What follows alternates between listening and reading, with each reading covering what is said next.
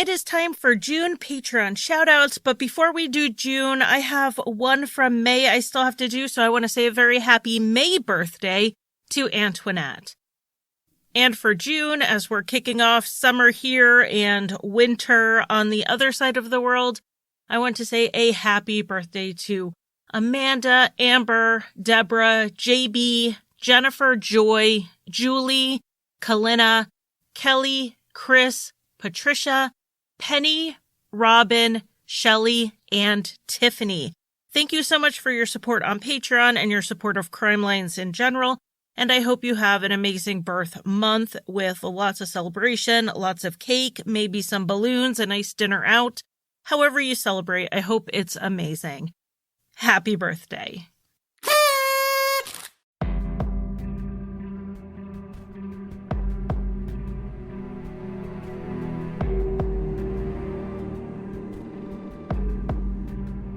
Between 1979 and 1982, 5 people disappeared or were murdered in the Lewiston-Clarkston metro area. This metro straddles the state line between Idaho and Washington.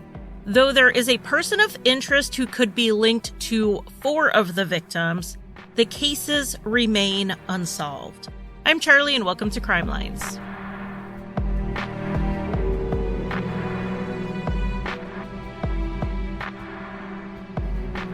Welcome to Crime Lines. I am back from Alaska, which was such an amazing trip. I can't really even put it into words. And I got to enjoy it with 2 of my older boys who are 18 and 20. So it was nice to have some time with just them where we could have these adventures and memories together.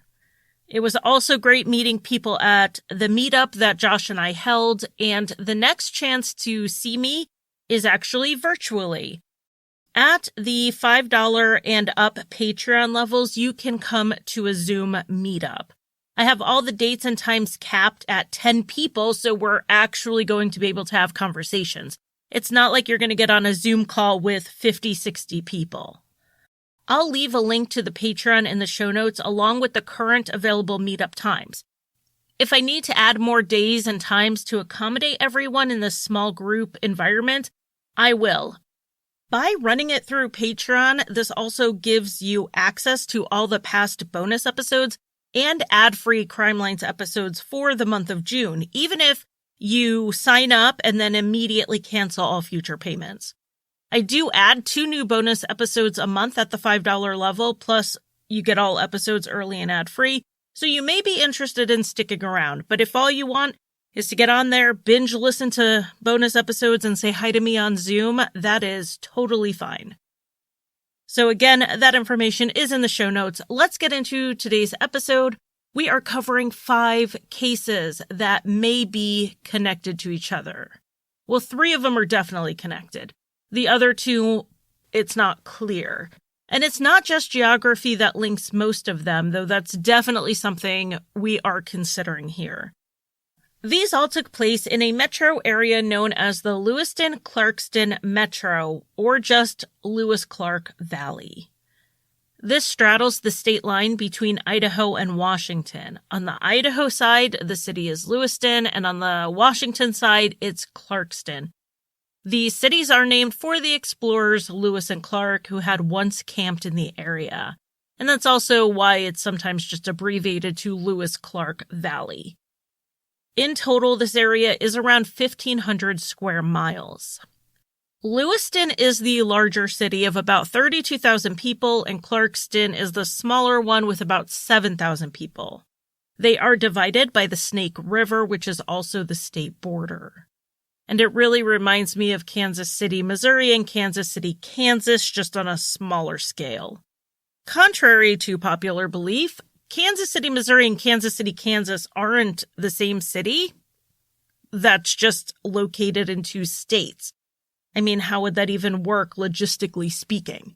These are actually 2 different cities entirely. And KCMO has the larger population, nearing 500,000 people, and KCK has about 150,000 people. The 2 cities are also divided by a river that is also the state line. And the area on the whole is known as the KC Metro, so very similar to the Lewiston-Clarkston Metro. But like I said, more people here. The KC Metro has over 2 million people. The Lewis-Clark Valley has around 64,000 total today, but in the time frame we're discussing, it was more like 45,000. And being a less densely populated area, it is known for its natural scenery and whitewater rivers, canyons, and lots of trees. Also, with the lower population density, they have historically less crime than a metro like Kansas City, which is part of why these 5 cases really stood out for residents in the area. This is one of those places that can say things like that don't happen here. So let's start with the first case, the first disappearance, chronologically speaking, which occurred on April 28th, 1979. 12-year-old Christina White was living with her mom and stepdad in Asotin, Washington at the time. Asotin is a small town with no more than 1,000 residents, and it's one of those towns that kids would just go out and play unsupervised. They showed back up when they were supposed to, and they weren't really closely supervised or monitored, and they were expected to look out for each other. On April 28th, 1979, Christina went with her mom, Betty, and her sister to watch the parade that opened the Asotin County Fair every April. The parade was downtown, but when I say downtown in a town of fewer than 1,000 people, I mean, let's bring down our imaginations a little bit. We're talking a couple of blocks. There is a courthouse there, some county offices, a school, a church, not much more than a couple of blocks. After the parade finished, Betty brought Christina over to her friend Rose's house, which was a few blocks from downtown. So basically where the street turned into a quiet residential neighborhood. Christina and Rose planned to then ride their bikes to the fair. Betty watched as Christina went into Rose's house, and then she left to go home. Christina and Rose went to the fair, where Christina started not feeling well. She thought it was due to the heat because she had had issues with the hot weather before. So around 2:30 p.m., she went back to Rose's house. She called her mom, Betty, from the house, but Betty was not able to go pick her up right then because she didn't have access to the family car at that point.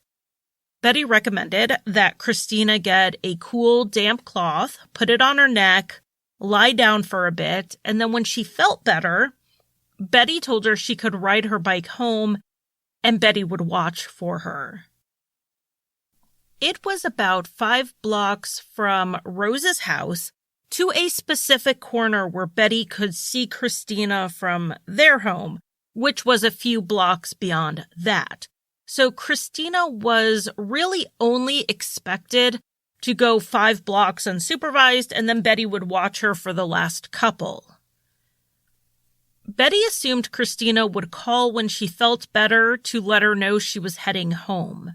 When Christina did not call, Betty assumed she decided to go back to the fair instead when she was feeling better. Later that day, Betty went to the fair to pick Christina up, and that's when she learned Christina had never made it back to the fairgrounds. Christina had seemingly left Rose's house on her bike, and on the way to wherever she was headed, whether it was back to the fair or back home, Christina and her bicycle disappeared. The 12-year-old was reported missing to a police department that had never had a missing persons case. And the police chief later admitted that he didn't really know where to start with this case because not only had he never experienced it, he had also never had any training in missing persons cases or investigations. But they started with the common sense approach, which is to say they began searching. The initial thought was that Christina had just gone off somewhere, maybe to a friend's house, and just didn't tell her mom. So that's where the immediate search focused. When they couldn't find Christina that night, the worry became that she had gotten lost or possibly hurt somewhere along her bike route. The next day, Christina's dad and his friend, who owned a helicopter, searched from above while others were on the ground. But due to the inexperience of the police with cases like this, and the number of volunteer community searchers who also didn't have experience in this, the search was reportedly disorganized, and it wasn't clear which areas had been cleared and which still needed to be searched. Due to the terrain and the vast area, some of which was inaccessible to cars, this was the type of search that absolutely needed someone at the helm, working the maps so they covered all the places they needed to. Unfortunately, that just didn't happen here.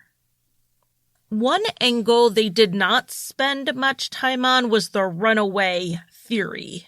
They discounted that early on. For one thing, there were no disagreements or arguments at home. Quite the contrary, Christina had just called her mother asking to be picked up and taken home. Christina had plans to go see her father soon, plus all of the usual fun things you do in spring and summer, like baseball games and camping trips. Whatever was keeping Christina away from home was something outside of her control. And to get more information on what this thing could be, the investigator spoke with Rose's family. After all, their house was the last place Christina was seen. At the home on the day Christina went missing was Rose's mother's boyfriend, who we will call Lloyd because that's the name the random name generator spit out. His name is out on the internet, but it has not been officially released by the police, so I'm not going to use it. Though there seemed to be some dispute in the reporting over whether he was at home the day Christina was there, it seems likely that he was because he mentioned at one point that he got her the cold rag that her mother suggested she use to feel better. Obviously, if I'm using a fake name for Lloyd, you've probably already figured out that he was a person of interest in Christina's disappearance, and he continues to be. It's not entirely clear why. Some reporting indicates that Betty, Christina's mom, was the first to bring his name up. Additionally, he was one of the last, if not the last, people to have seen Christina. He also showed up to help search, but without being specific, the police said that they saw his attempts as inserting himself in the investigation and not a genuine desire to help. Within a couple of weeks of Christina going missing, a local farmer named Carl Flynn was out in his horse pasture when he saw a bunch of papers scattered out near a feeder. He collected them and noticed that they were school papers with Christina White's name on them. Obviously, being the only missing child in town, Carl immediately knew the significance and called the police. According to Carl, the papers were in good enough condition that it didn't look like they had been exposed to the elements for long, maybe a day or two at most, before they blew into his field.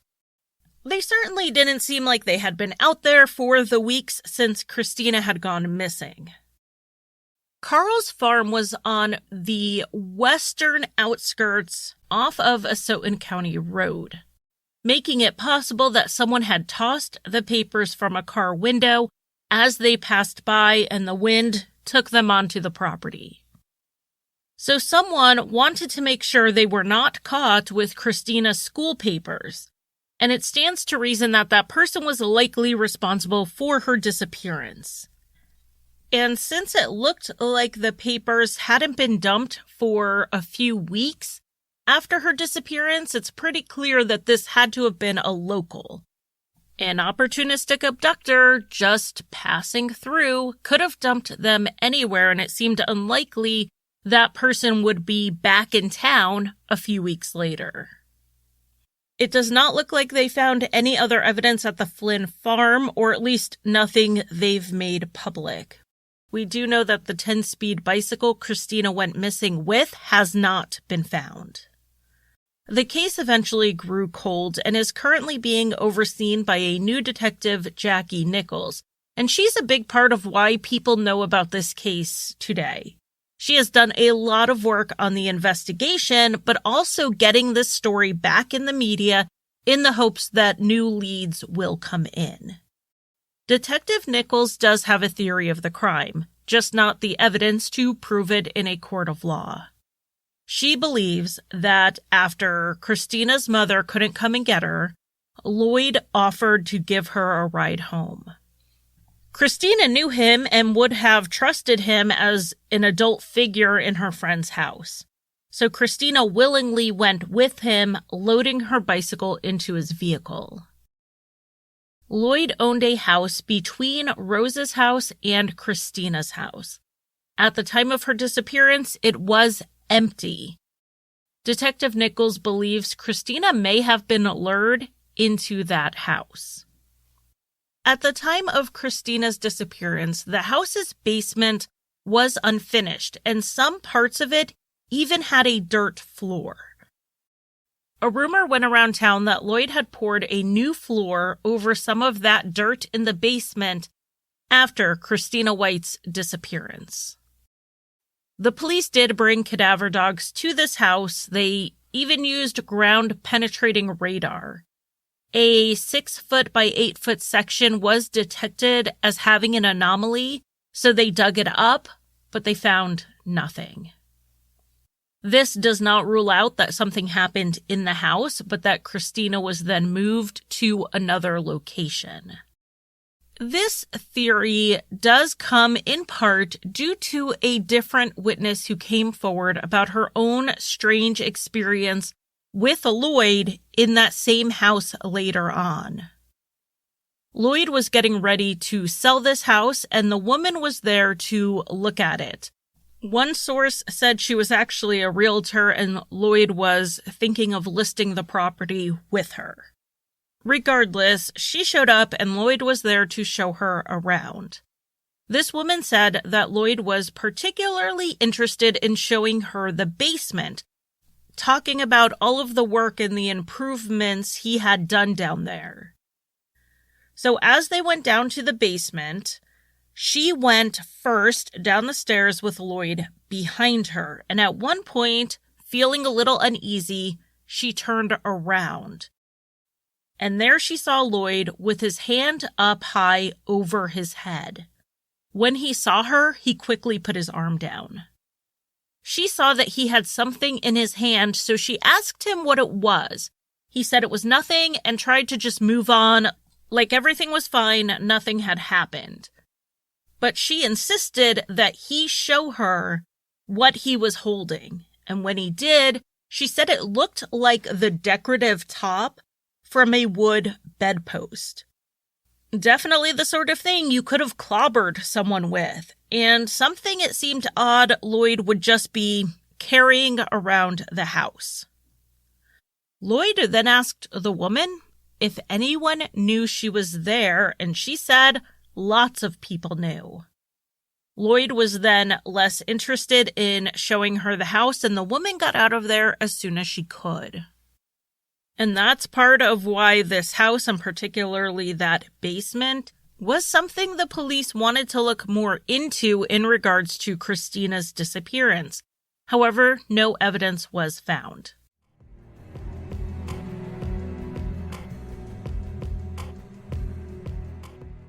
It's time to get down to business with $30 a month business internet.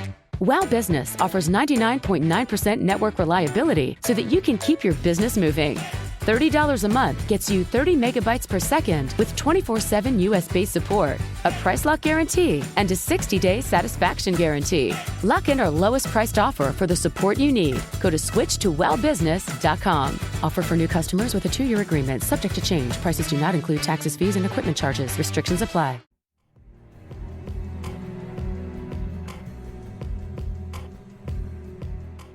That's basically where this case stands. A lot of suspicion and not a lot of evidence.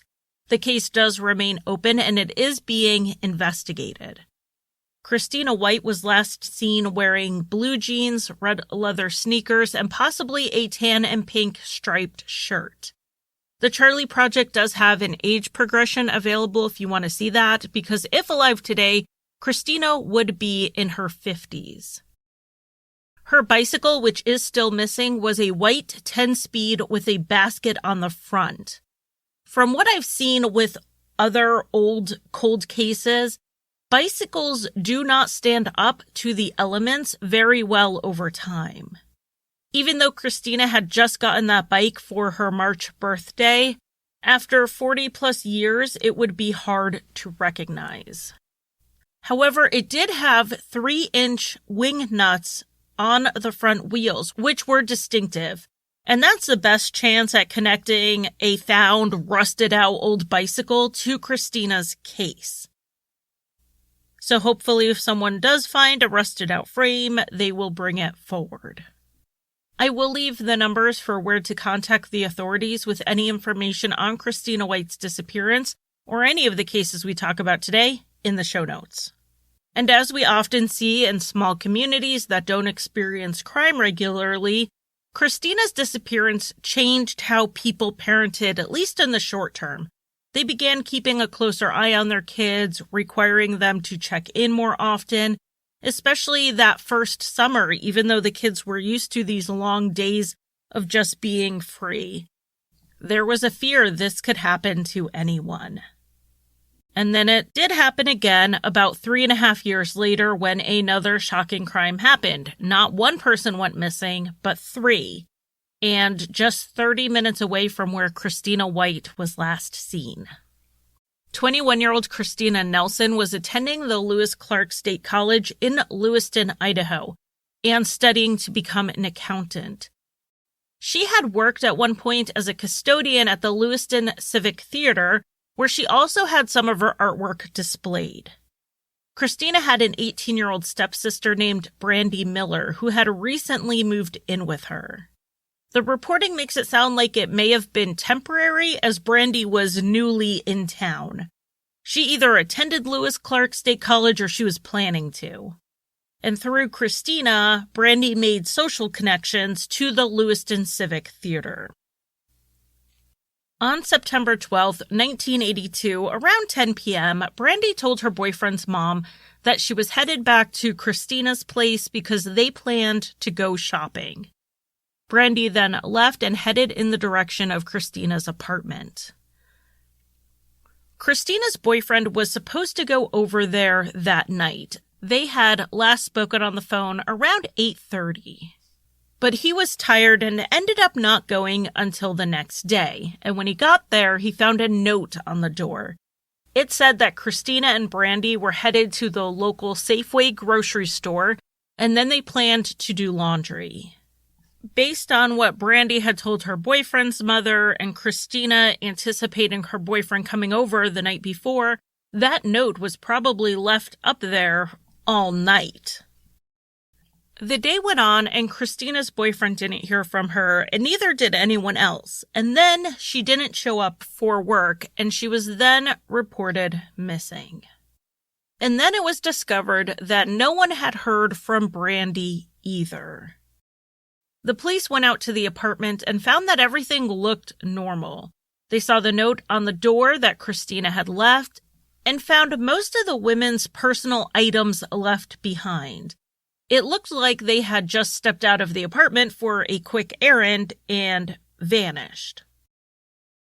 Like often happens, the police saw this as 2 young adults who didn't check in with their family or their boyfriends before they stayed out all night, or maybe they were crashing at a friend's place. Surely that was all there was to it. The families didn't believe that was the case, so they started their own search immediately. Then, just hours after the sisters were reported missing, the police were contacted by another family.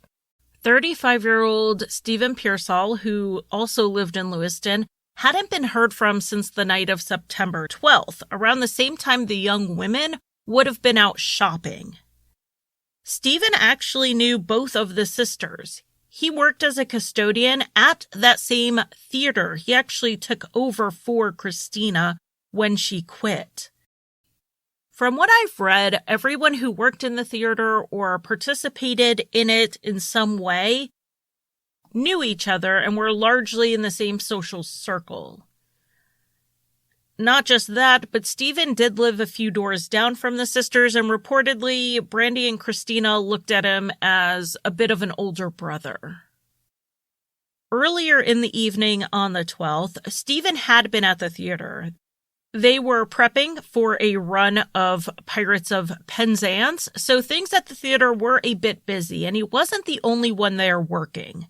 But Stephen left to go to a party with his girlfriend, returning again around midnight. When his girlfriend dropped him off, he said he was going to practice his clarinet and do some laundry. As a custodian, he did have keys to the theater and could get in after hours. Stephen walked into the theater through the basement door, and then his girlfriend drove off. This was witnessed by 3 other people who were going past the theater at the same time. 2 of the people were a couple, and the third was a patrolman. So we know Stephen definitely went into that theater. And that was the last sighting of Stephen Pearsall. With 3 people from the same social circle going missing from the same town on the same night, obviously these were investigated as a connected incident. Since none of the 3 took anything with them, investigators quickly dismissed the idea that the 3 of them decided to run off together. Christina and Brandy were last believed to be at Christina's apartment, leaving the note and then heading towards the grocery store. There are 2 likely ways they would have gone to the grocery store, and one of them would have taken them right by the theater. And if they went the other way, the store and the theater were pretty close together. So what if they went inside the theater for some reason, where Stephen was, and then something happened? There turned out to be no evidence of this because a search of the theater didn't give any clues that something happened there. There were no signs of a struggle or blood spatter or any of the things they would be looking for. Early on, the police did consider that they were not looking at 3 victims, but rather 2 victims and 1 perpetrator who was now on the run. Those who knew Stephen could not believe that he would be considered a suspect, but it was a possibility the police had to look into. Looking at Stephen's profile, they saw nothing in his personality or his past that would fit that of a kidnapper and possible killer. He was mild-mannered, he was passive, and he had no history of violence. Plus, they found Stephen's car was still in town. It was parked at a friend's house. He had left behind a paycheck as well, and it was believed he only had about $10 on him at the time. No car and virtually no money would have made it really difficult to kidnap people and then go on the run. How would he have gotten Christina and Brandy out of the theater into a second location without a car? People who knew Stephen pointed out that his clarinet was found still at the theater, and they believed that's something, even if he had kidnapped 2 people and went on the run, he would have taken with him. I'm not sure that's necessarily conclusive evidence, but it is another thing he left behind, in addition to his money, his car, his clothes, all of his belongings, to make me doubt that he left of his own free will. And that is what investigators came to believe. These were 3 missing people who, through some series of events, went missing against their will at the same time. While these cases will eventually be linked to 12-year-old Christina White, and I'll explain why soon, they weren't initially linked in the media. They were instead reported on along with the disappearances of 18-year-old Jennifer Vincent and 2-year-old Ricky Barnett. All 5 had gone missing within 11 days of each other in roughly the same area. But these cases would not be connected for long.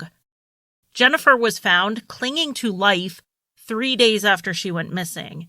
She had wrecked her car and was trapped for 64 hours before someone spotted the car in the tall grass. Suffering a spinal fracture, she spent a long time recovering from her injuries. And Ricky Barnett had been outside at his grandparents' farm about an hour from Lewiston.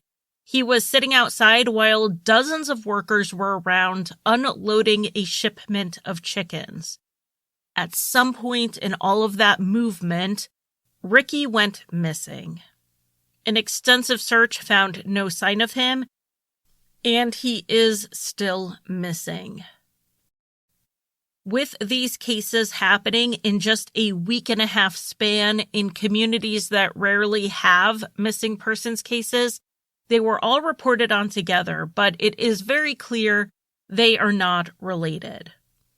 I mean, Brandy and Christina obviously going missing together were surely linked, and then the odds that Stephen's case wasn't linked to theirs is slim to none. A theory emerged that Brandy and Christina were the targets. As they possibly passed the theater that night, they were abducted, having been lured inside first. And Stephen, showing up unexpectedly at the theater very late at night, walked in on the abductor in action. It was the wrong place at the wrong time for him. There was someone else known to be in the theater that night. At the same time, Stephen was seen by his girlfriend, a couple, and a patrolman walking into the building. And that person is the person we are calling Lloyd for the purposes of this episode. So the last person to see Christina White before she disappeared was also at the location the police believe 3 people vanished from. This coincidence was immediately spotted by investigators, and Lloyd was brought in for an interview. He was nervous speaking with the police in this interview, and they noticed that he was struggling to keep eye contact while he fidgeted around. This reaction definitely made the investigators side-eye him, even though being nervous when speaking with the police is pretty common. What's more interesting to me is this story that Lloyd told about what happened that night. He said he arrived at the theater around 6 to get some work done for the production that was coming up. He saw Stephen arrive around 7:30 and then leave between 9 and 9:15. Lloyd kept working, but things weren't going well with what he was trying to do, so he gave up and headed down to a bar that is down the street. He then watched a movie and was back to the theater around 11 p.m. Lloyd said he got back to what he was doing, and he wasn't sure if he was by the stage much, but he did have to work on some rigging, so he was up in this loft attic area. He said while he was up there, he had a misstep. He missed the rafter, and his foot went through the plaster. Having this near fall from a great height, he said he was a little shaky, so he went downstairs and stretched out on the couch in the green room, and at that point he dozed off. Now this green room door was near the door Stephen was last seen walking into. The police asked Lloyd about this. Would he really have not woken up if Stephen walked in, turned on the lights, started practicing his clarinet, or worked on a cleaning checklist? Lloyd agreed. It would have been odd if he didn't wake up since he was normally a light sleeper. Lloyd may not have realized that the police weren't questioning him if Stephen had made it into the theater that night. They knew he did, since 4 people saw him. So Lloyd saying that he was a light sleeper and he would have heard Stephen if he made it inside was not in his favor, and it actually seemed to implicate him. Lloyd did say that the phone rang at one point in the night and woke him up, but he didn't answer it. He later found out it was his wife calling. Other than that phone call, which he didn't even answer, he really didn't have any information about what happened that night after he fell asleep. As far as verifying Lloyd's story, that was hard because his story was mostly nothing. He didn't see or hear anything related to Stephen, Christina, or Brandy, and he slept through whatever did happen. There was an area of the plaster that looked like someone had gone through it, like Lloyd said, but it couldn't be determined if it was recent or if it was an existing hole that Lloyd wove into his story. As for the call from his wife, like I said, he didn't answer it. He didn't talk to her, so he couldn't prove he heard the phone ring. Later on, according to the cold case investigator, Detective Nichols, Lloyd said he regretted he admitted that he was at the theater at all that night since it put him on the suspect list. And that's a fair point to him, because why not just deny being in the area at all during that time frame that they went missing if he had something to do with it? On the other hand, he knew his wife called the theater looking for him. So she knew he never made it home that night, and he was going to have some explanation. Whether he was at the theater or elsewhere, he had to come up with something. So the case was making slow progress for the next year and a half. One of the biggest issues was they had no crime scene. They were following up on leads, but nothing led to any answers until March 19th, 1984. A teenager walking down a highway embankment near Kendrick, Idaho, spotted decomposed human remains at the base of a tree. This spot is about 30 miles northeast of Lewiston. The remains were actually not that far from the highway. It looked like someone had quickly dumped the remains at the side of the road, and they rolled down just enough to be out of sight from the roadway. It was quickly determined that these were 2 bodies, both female, and with having 2 missing sisters from just half an hour away, it was quickly suspected that these were the bodies of Christina and Brandy. They were found with clothing and jewelry, which did help get a preliminary identification that was then confirmed through dental records. A search of the area uncovered no sign of Stephen Pearsall's remains. It was announced to the media that at least one of the bodies had signs of homicide. They found at the scene a length of cording similar to what is used for clotheslines. It also happens to be similar to what the Lewiston Civic Theater used for curtain pulleys. It's not clear how the cord at the scene compared to what was at the theater because that has not been released. The police interviewed Lloyd for a second time on March 22nd, days after the bodies were found. They told him right away that Brandy and Christina's remains were found, and he was at the top of their suspect list. They asked Lloyd to go over the details again about what happened the night Brandy, Christina, and Stephen went missing. The details of his story did change a bit, including some minor discrepancies in the timeline that can be chalked up to memory recall issues that just happen with time. But Lloyd added that after getting back to the theater after the bar and movie, he had moved his vehicle closer to the building so that he could load up his tools, and then he fell asleep on the couch between 11:30 and midnight, which was right around the time Stephen would have arrived. Lloyd said he woke up at 5 a.m. and called his wife. He assumed she would wonder where he was all night, and he didn't want her to be worried. Lloyd then got into his car and started to drive home, but then he realized his wife would have already left for work, so he went back to the theater instead.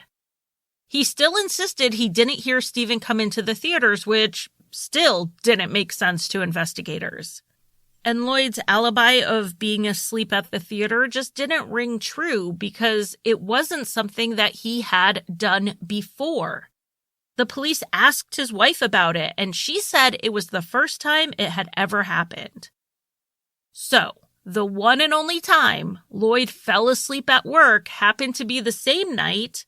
At least one person went missing from the theater, and 2 others from at least that area, if not the theater itself. During the interview with Lloyd, he was asked if he had any past run-ins with the law, and he fessed up to a June 1972 arrest in San Jose, California. He said he was cutting across a funeral home parking lot, and someone called it in as a prowler. He made it sound like a big misunderstanding and said it was initially charged as an attempted burglary, but later reduced to a misdemeanor. And I mean, that certainly is one version of the story, but it's quite different than what the police found when they contacted authorities in California about it. Lloyd had actually been caught breaking into the funeral home when the owner saw him. He was dressed in all black and was carrying a knife, a flashlight, and a camera. When he was caught, he was cutting through the screen, which is a bit different than what he said of cutting through a parking lot. Now, you may be thinking of the things he was carrying and wondering why he brought a camera to a funeral home break-in. According to what Lloyd told the owner, he was going in there to see his girlfriend. The only body in the funeral home at the time was that of 17-year-old Antoinette Anino. A couple of days before this attempted break-in, Antoinette was found around 3:30 in the morning in the water not far off the shore. The police found no obvious signs of trauma. Her clothes were gone, but she was still wearing a watch and a cross pendant. The death was ruled a suicide by drowning, though there were some suspicious elements to it, including that she was last seen arguing with her boyfriend up on the boardwalk. The 2 walked down to the beach, and then the boyfriend left, reportedly telling Antoinette to meet him back up on the boardwalk when she calmed down. It wasn't long after this that the boardwalk closed for the night, and when the boyfriend went to look for her, he couldn't find her. So Lloyd said he was there to see his girlfriend one last time, and the only body in the funeral home was someone who was last seen alive by her boyfriend. And he went in there with a camera. But the Lewiston police wouldn't find out about this added information until they checked into the incident, so they didn't confront Lloyd with it during the questioning. They did ask him to take a polygraph, which he declined. He then hired an attorney, and most questioning stopped after that. The investigation into Lloyd continued even without his cooperation, and it showed that there were a few people out there who said he was an odd person. He was eccentric, he was theatrical, and while there wasn't a clear history of violence, the investigators found that most people also were not shocked when they learned he was a person of interest in multiple murders and disappearances. Stephen is still considered a missing person, but foul play is suspected. And just like with the Christina White disappearance, the cold case detective Nichols has a theory of how this happened. She does not believe Christina and Brandy went past the theater, since it doesn't really make sense to get from Christina's apartment to the grocery store. It is one possible path, but it's the longer of the two. The other way to go is considerably shorter and more direct. This shorter path would have taken them past the same bar Lloyd said he was drinking at that night. So perhaps they were walking past the bar, they start talking to Lloyd, and he suggests maybe they go to the theater after they're done shopping. That's where his vehicle was, so perhaps he could even give them a ride home. They then met Lloyd at the theater, and Stephen walked in and saw something he shouldn't have. He was then killed to cover it up. Lloyd had told the police that he moved his car so he could load his tools. What if it wasn't tools he loaded, and he came up with that story just in case a witness had seen his vehicle pulled up to the building? Lloyd, or whoever did this, then put the women's bodies where they would be found, and then Stephen's body was put somewhere else so it would look like he had murdered them and ran. It's really just speculation at this point. Detective Nichols' theory could apply to other people because Kristen and Brandy certainly knew more people in town who they could have run into. There is some circumstantial evidence implicating Lloyd in at least whatever happened to Stephen. And if you link all three cases, then the link to Stephen links him to Kristen and Brandy. But I have to point out, there is a lack of direct evidence here. There were no forensics that we know of that link Lloyd to this case, whether at the theater or at the site where the bodies were dumped. I mean, even a faulty in-the-dark eyewitness would be more than they have in this case so far, or at least more than they have made public. So there is a fifth case that is included in the Lewis-Clark Valley murders umbrella, and it's possibly linked, but it doesn't have a tie that's quite so clear as the others. And that's the case of Kristen David. Kristen was born in late 1958 in South Dakota. Her parents divorced, with her mother living in the Lewis-Clark Valley and her father living out in western Washington.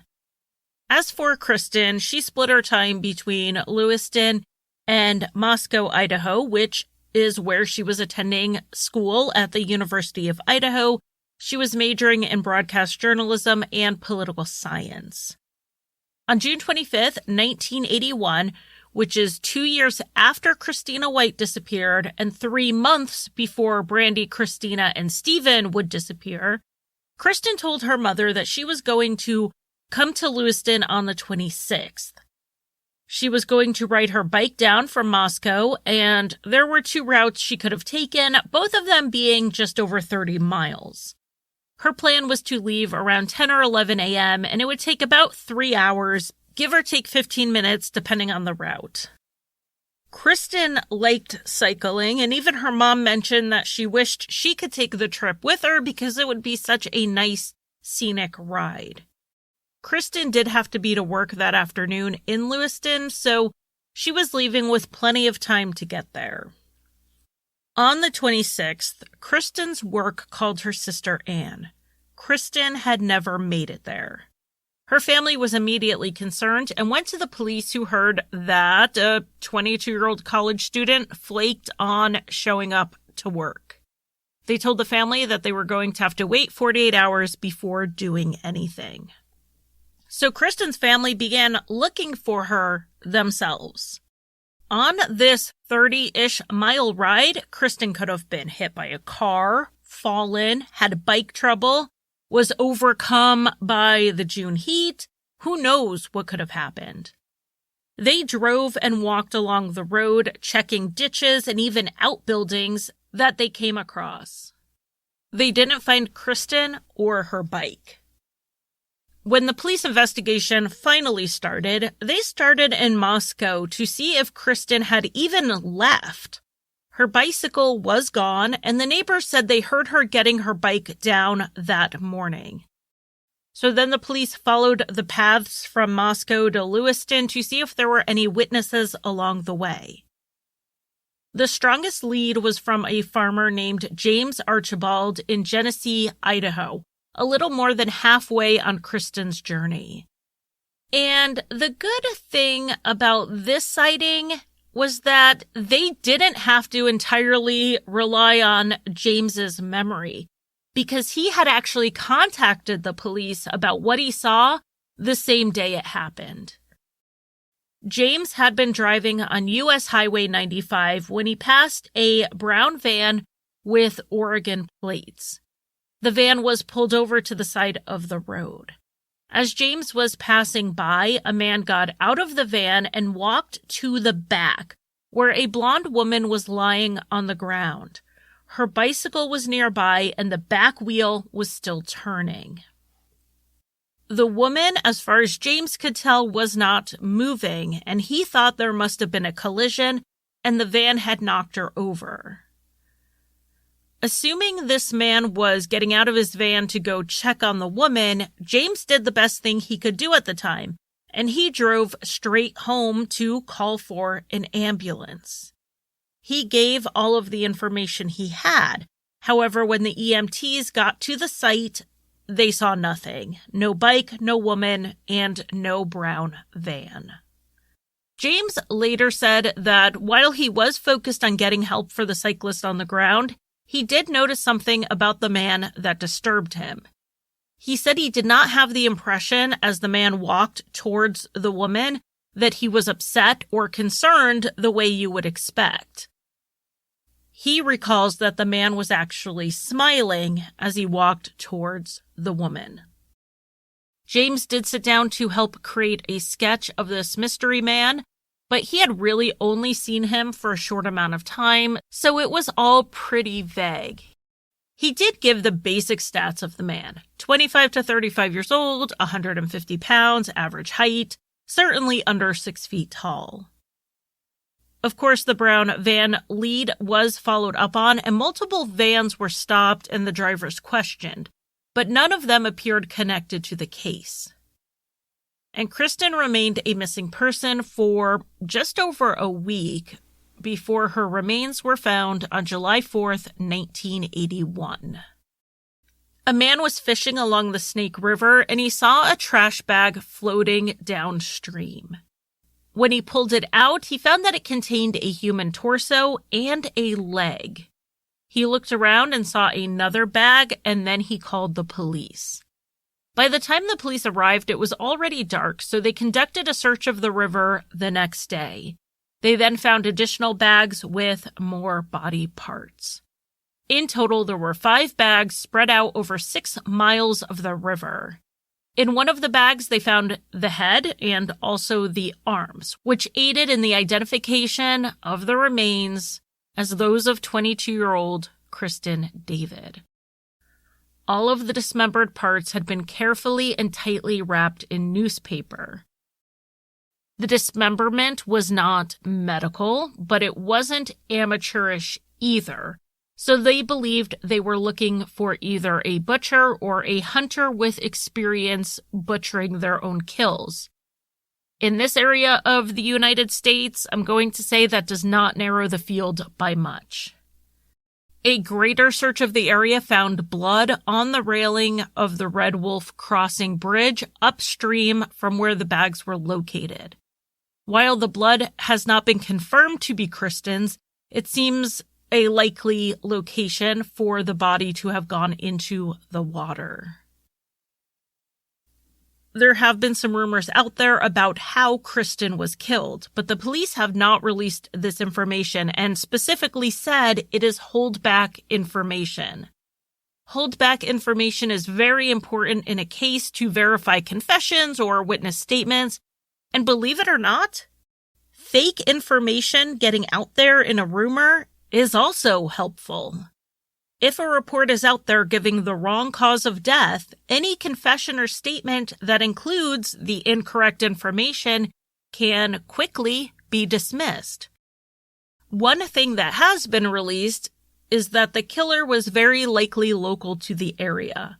For one thing, there wouldn't have been the need to take the time to try and hide the body this well if the person was just passing through and unlikely to be connected to the crime.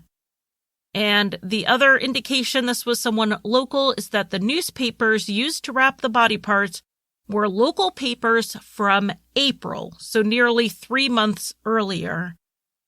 only people in the area would have 3-month-old local newspapers laying around. The FBI did eventually take over Kristen David's case because it spanned multiple cities, counties, and even 2 states. The evidence is being held at the Salt Lake City field office, which covers Utah, Idaho, and Montana. Over the years, the evidence has been re-examined using new forensic technology. In both the 1990s and then again in 2008, they processed items at the FBI lab, but the results of those tests have not been made public. The information they do have from the case was entered into databases to compare to other cases in the region that might be similar. They did have a lead with another unsolved case in Colorado that did have a suspect.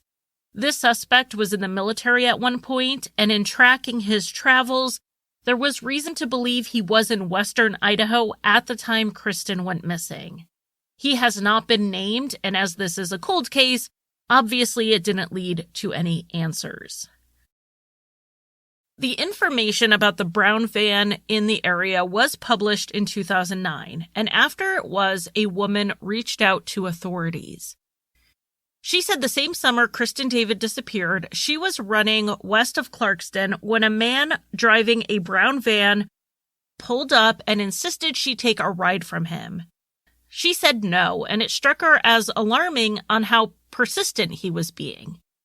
But she never connected that incident to Kristen's case before because she didn't know a brown van was possibly involved. The information she did provide to the police so far has not led to the van or the driver. So, how does Kristen's case link to the others we talked about? I will say proximity is the main point. Kristen David's remains were found about 10 to 15 minutes away from where Christina White disappeared. Kristen was also a 22-year-old woman, which is the same age range as both Brandy Miller and Christina Nelson. And for a more superficial similarity, she went missing while riding a bike, just like Christina White may have. As for there being a link to Lloyd, there are stories that Kristen had been involved in the Lewiston Civic Theater, and she did live in the area, so it is possible she knew him. He was known to drive in the area she went missing from and had access to a brown van. From what I can tell, those are the strongest links to the other cases. There are ways that Kristen's case differs from the others, and I have to say in ways that I think are stronger than the similarities. The most glaring one is the dismemberment. It's a different kind of killer who can then detach enough to dismember a body. That wasn't done with the other 2 bodies found. Kristen's case has been investigated separately from the others, though in 1990 there was a cold case review done to see if Christina White's disappearance, the Lewiston Civic Theater cases, and the murder of Kristen David were linked. And the Lewiston police and the Asotin County Sheriff both worked to look at these cases. The hope had been that if they put all of their evidence together, all of their thoughts and theories and brain power together, they would be able to see if this was all connected. But they were not able to make a definitive ruling on that. Even Christina White's case is hard to link to the Lewiston Civic Theater cases. If you think Lloyd was responsible, then there seems to be a clear link. He's connected to all of the victims and the places they went missing from. But what is the link between them other than Lloyd? So let's say he didn't do it. The circumstances of the disappearances are different, and Christina was a child, whereas the others were adults. If not for Lloyd, I'm not sure that these cases would be assumed to be linked. If you go online and decide to look up the Lewis-Clark Valley murders, serial killer, you're looking at the information on Lloyd, you will see that people are looking at a lot more cases than this. They're looking at other places he lived and things he may or may not have been involved in. They have varying degrees of circumstantial evidence to them, and there are only 2 that stood out to me as ones that I wanted to mention in this episode as well. The first of them was not a murder or disappearance at all. It was more just creepy behavior. I'm not really sure if this even fits in anywhere in here, but I did think it was worth bringing up. This incident occurred in 1996 when a woman named Crystal was out fishing with her family. She was walking back to where her family had been camping when a truck pulled up to her. The man driving said he was lost, and Crystal said that her family was just down the road fishing and they could probably give him directions. The man told her to hop in the truck and he would drive her down there to then ask for directions. This may not have seemed so unusual, except that the bridge was really close to them. It didn't make sense to need a ride down there. Crystal's dad was in line of sight, so Crystal told the man that she would just walk over there. The man looked in the direction of the bridge and, seeming to have seen Crystal's dad, said, "Never mind," and then he drove off. Obviously, if this man really needed directions, this interaction and the driving off made no sense. But that's not the end of the story. Later that night, Crystal's cousin Daryl and his wife Teresa were camping in the area overnight, even after everyone else had gone home. They were sitting around the campfire when Teresa noticed a man pop his head up. Teresa told Daryl she just saw someone, so he turned around to look but didn't see him. A few minutes later, Teresa saw the man again. He just popped his head up and then was hidden again by the time Daryl looked. This creeped them out so much that Daryl went and got his gun and then they packed up and left. In talking to Crystal, they believe this was the same man who had been asking for directions. So fast forward to some point after this, and Daryl and Teresa were at a fair about an hour away in Orofino, Idaho. They saw a band playing, and one of the guys looked like the guy Teresa saw at the campsite. So Teresa said something about it to the person she was with, and that person mentioned that that was Lloyd, and that he was a suspect in multiple murders and disappearances. There is yet another case where Lloyd was actually interviewed, and this was another case of a missing child. This happened back in 1963 when Lloyd was a teenage camp counselor at a YMCA on the west side of Chicago. It was Thursday, August 1st, 1963, when 8-year-old Diane Taylor went to the Austin YMCA where she attended day camp. A bit after 2 p.m., one of Diane's friends said she left the Y and she was walking in the alley behind the building. That is the last time she was seen alive. When Diane didn't make it home that evening, her mother called the police and reported her missing. The little girl's body was found 2 days later, a mile away. She had been sexually assaulted and stabbed to death. Because Lloyd was a camp counselor who lived in the area, he was interviewed by police, along with 750 other young men in the area, and there was nothing that made him stick out as a suspect at the time.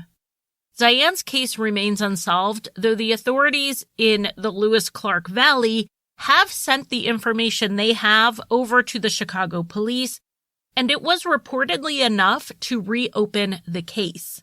I haven't seen an update on that since 2020.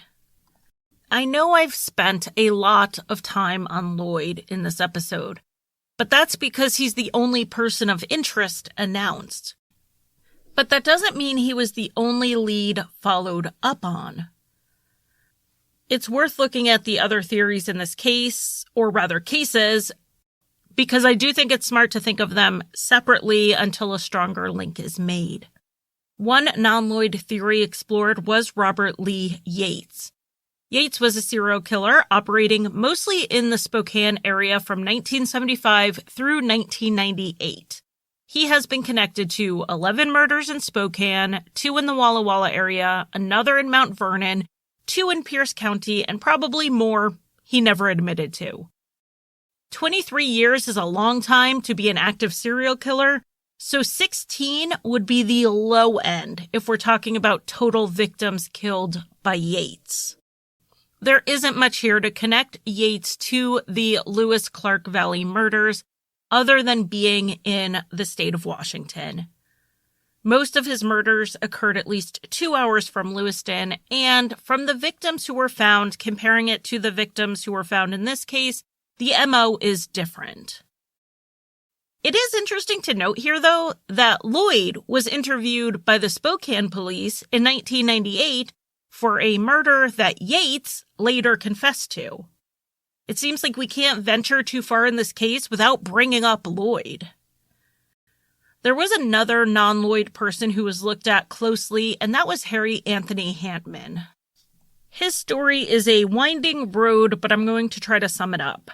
In 1973, Hantman escaped from a Washington, D.C. psychiatric hospital for the criminally insane. He was sent there after he was found not guilty by reason of insanity in 1969 for raping and murdering an 11-year-old. After fleeing the area, he settled in the Pacific Northwest under the alias Thomas Dorian, the identity of someone who had died that same year. He stayed under the radar for 20 years until 1993. Though he wasn't entirely under the radar. In 1989, he was convicted for kidnapping, assault, and carrying a concealed weapon in Oregon.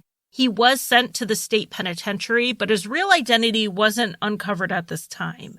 It wasn't until 1993 when he was arrested in Lewiston for kidnapping and raping an Oregon State University exchange student that his real identity became known. Under the name Thomas Dorian, Hantman had lived in a cabin about 2 hours south of the Lewis-Clark Valley. The cabin had a chain-link fence all around it, which the neighbors found odd because they lived in such a rural area and he had no livestock he was trying to keep penned in. Hantman also had solid metal doors and bars installed over the windows. Again, something uncommon in such a remote area. Over the years, Hantman also owned several vehicles, which included a van. Like Yates, it seems geography is the main reason Hantman was on the list. He was known to be in the Lewis-Clark Valley, even living in Lewiston at some point.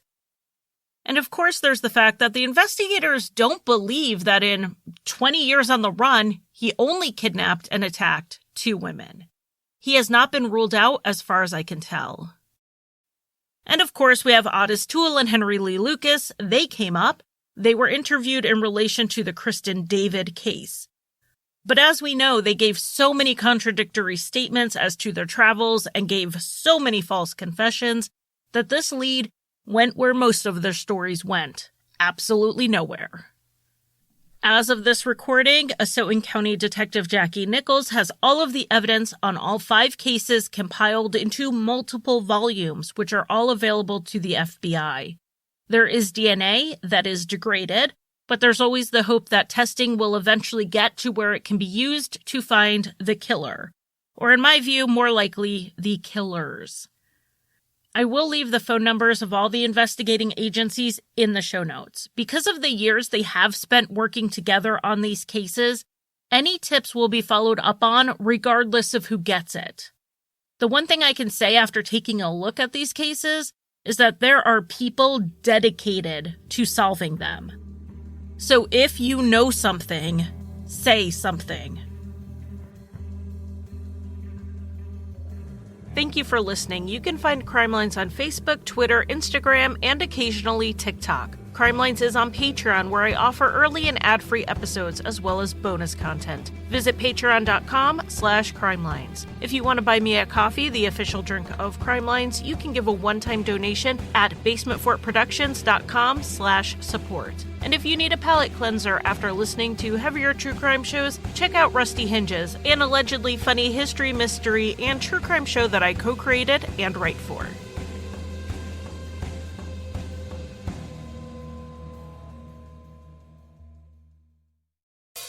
Looks like you need a vacation. Enter the 5-Hour Energy Where Will the Tide Take You sweepstakes. You could win a $10,000 dream beach vacation. Imagine jet setting off to a tropical paradise, having fun in the sun, or diving at a gorgeous reef.